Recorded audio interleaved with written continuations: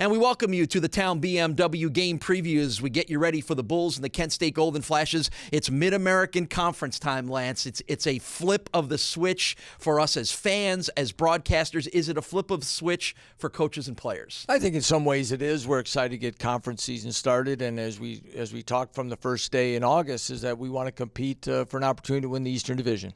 Kent State's an interesting way to start things off. They're in a lot of ways, they're trying to build the program like you guys are. They've had a lot of struggles in the last couple of years, but they're riding a little wave of enthusiasm based on the very narrow loss last week to Akron and the way they sort of competed in that game. Are you seeing a little different Kent State team than maybe you thought you would?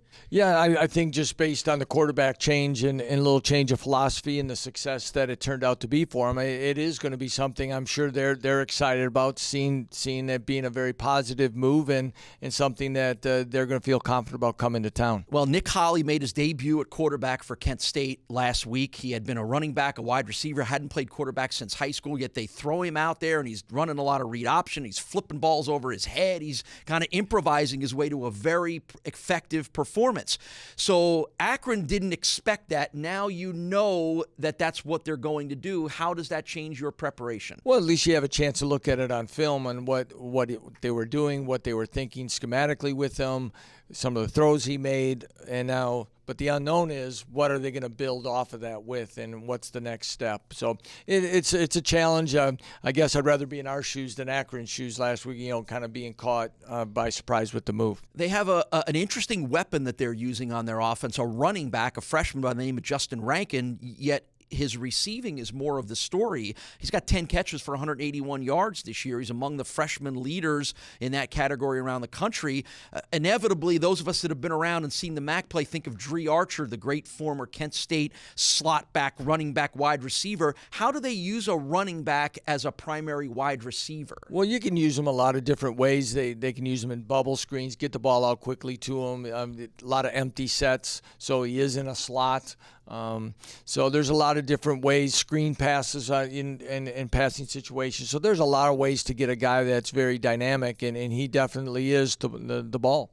We're speaking with head coach Lance Leipold as we get you ready for kickoff between the Bulls and the Kent State Golden Flashes. Kent State's defense has always been very solid over the years. They continue to be solid. They have in safety Nate Hawley, the MAC leader in total tackles. They have in linebacker Terrence Wall, the MAC leader in sacks and tackles for losses. So give me a sense of what you've seen from their defense early in the year. Well, yeah, very productive, and you just alluded to why in saying those names, and very talented guys, all conference players a year ago, consistent each and every day when they come out to play. So those guys, you have to notice where they're lining up, and you got to make sure you have good matchups and get help when needed. But at the same time, that whole crew that they have, and that's credit to Paul Haynes and his staff for having another outstanding defense. Are you kind of anxious to see how you've seen what your team has done against a variety of higher and lower level teams through the first 4 games? Is there part of you that's curious to see how you rank against the teams that are equal footing as your own? Absolutely. We have to see where we're at. The first game of the year did not go the way we wanted to go, all the way out to Nevada, and then really the next 2 games were teams we didn't play a year ago. So as you start to progress through the season, now you start seeing familiar teams that you've played, and now you get a chance to see how you improved as far as your MAC opponents go. All right, well, good luck later today, Coach. Thank you very much. It's the Bulls and the Kent State Golden Flashes here at UB Stadium. It's coming up shortly, and we thank head coach Lance Leipold for joining us here on this Bulls Update here on the Bulls Digital Network.